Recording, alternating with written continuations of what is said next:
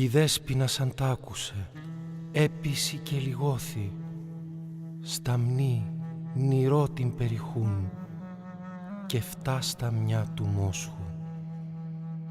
Κι 5 του ροδόσταμα όσο να συνεφέρει, έσωσε και συνήφερε αυτόν τον λόγο λέγει. Όσοι αγαπάτη τον Χριστό κι όσοι τον προσκυνάτη, ελάτι να μονιάσουμε, να πά να τον ευρούμε. Περμή τον εσταυρώσουσι, περμήν τον εκαρφώσουν. Κι τον εβάλουν στα καρφιά, κι τον εθανατώσουν. Παίρνει τη Μάρθα τη Μαριά, τ' Αγιού Λαζάρ τη μάνα, τ' Άγιου Προδρόμ την αδελφή, κι 4 αντάμα.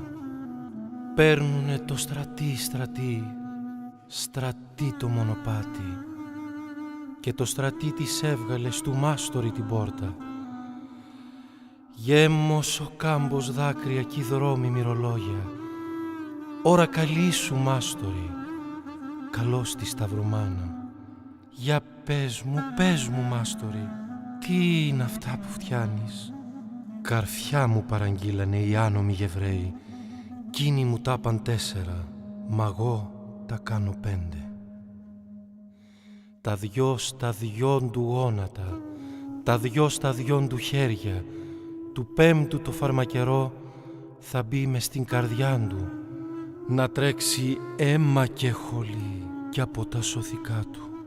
Άντε κι εσύ βρατσίγκανε βρε τρισκαταραμένε, ποτέ μες στο οτζάκι σου αχλιά μην αποτάξεις, μη δε μες στην τραχλίτσα σου που κάμισον αλλάξεις, μη δε στην παραδοκισέ παρά μην αποτάξεις. Παίρνουνε το στρατή το μονοπάτι, και το στρατή της έβγαλε μες του ληστού την πόρτα.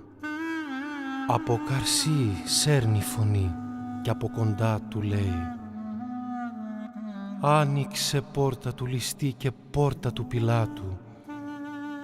Κι η πόρτα απ' το φόβο της άνοιξε μοναχή της. Θωρεί δεξιά, θωρεί ζερβά, κανέναν δεν γνωρίζει. Θωρεί ξαναστοχάζεται, βλέπει τον Άγιο Γιάννη. Για πες μου Γιάννη μου, ποιος είναι ο δάσκαλός σου?